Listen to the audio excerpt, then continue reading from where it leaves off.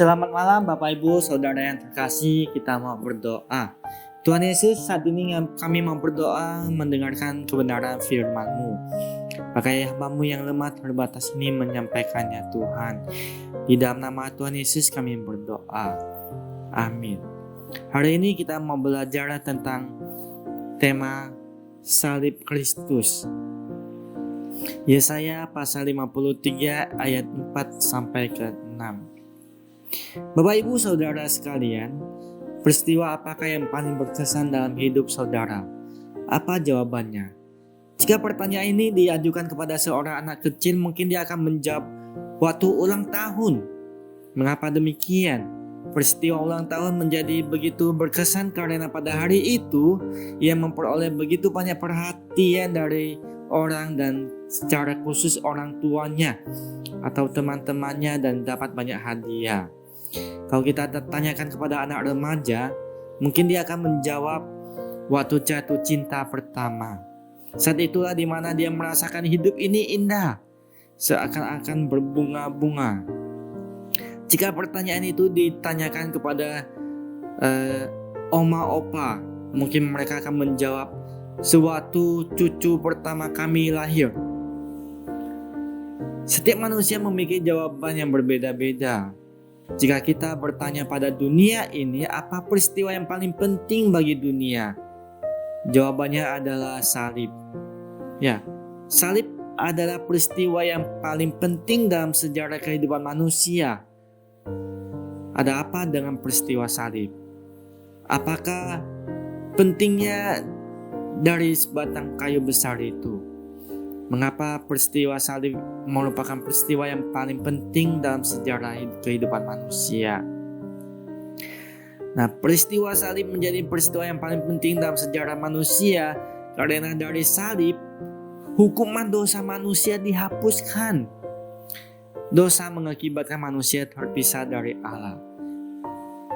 Apa yang dimaksud dosa?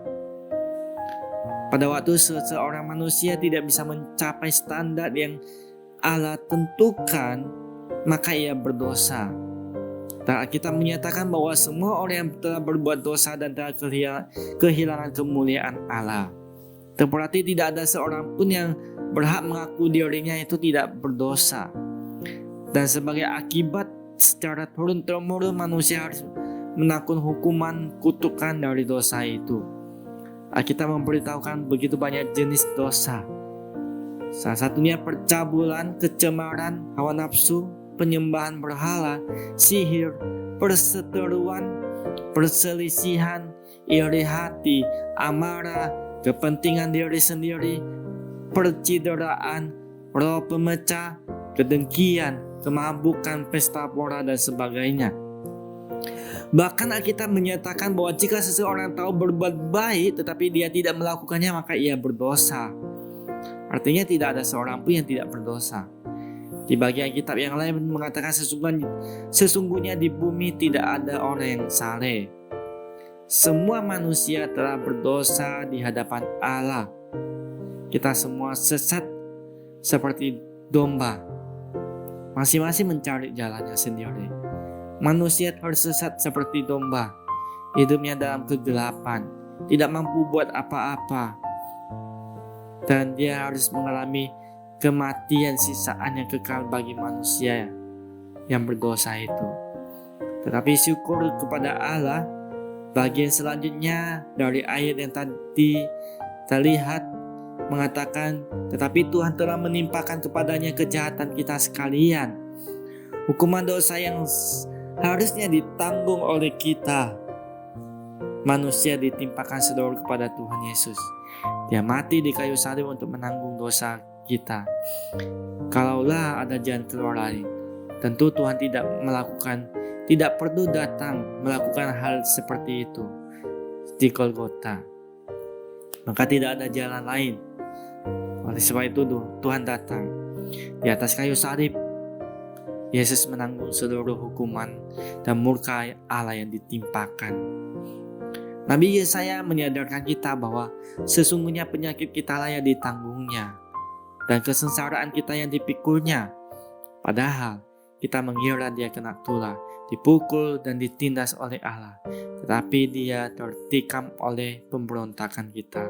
Dia diremukkan oleh karena kejahatan kita.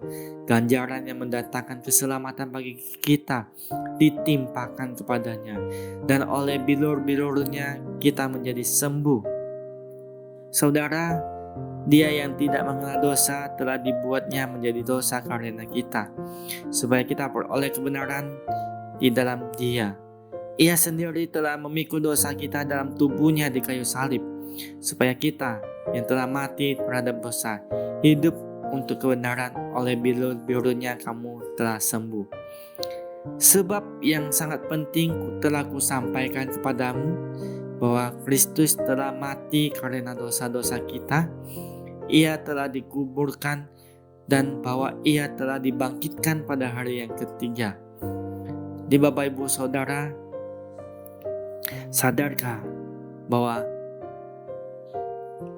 kita ini adalah orang yang berdosa, yang tidak berhak menghakimi orang berdosa lainnya? Mari secara jujur kita lihat pribadi kita dan tidak melihat kesalahan orang lain. Seberapa banyak kesalahan yang kita perbuat di hadapan Tuhan, kita akui di hadapannya, dan kita biarkan Dia membasuh dosa kita. Kita berdoa. Kami bersyukur Bapa untuk kebenaran firman-Mu ini. Di dalam nama Tuhan Yesus kami berdoa. Amin.